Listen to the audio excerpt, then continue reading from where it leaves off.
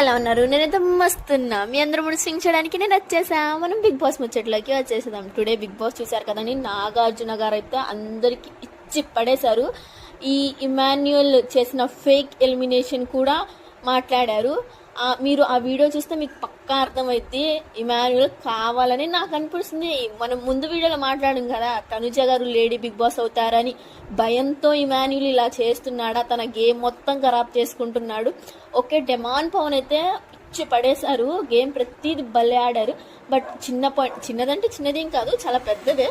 But అదొక్క point పట్టుకొని చాలా ప్రొలాంగ్ చేశారు. ఆ గేట్స్ ఓపెన్ చేయడం, గేట్స్ కోడ్స్ ఏదో నిజంగా బయటికి పంపించేటట్టుగా అలా చేయడం కరెక్టే అంటారా? బట్ మీ ఒపీనియన్ ఏమనుకుంటున్నారు? అయితేకి డెమాన్ పవన్ రితిక్ ప్రపోజ్ చేశాడా, సారీ చెప్పాడా? మీకే అర్థం కావాలండి. ఎలిమినేషన్ ఎవరనుకుంటున్నారు? అందరూ వెయిట్ చేస్తున్న ఎలిమినేషన్ ఎవరనుకుంటున్నారు? దివ్యల మాధురి.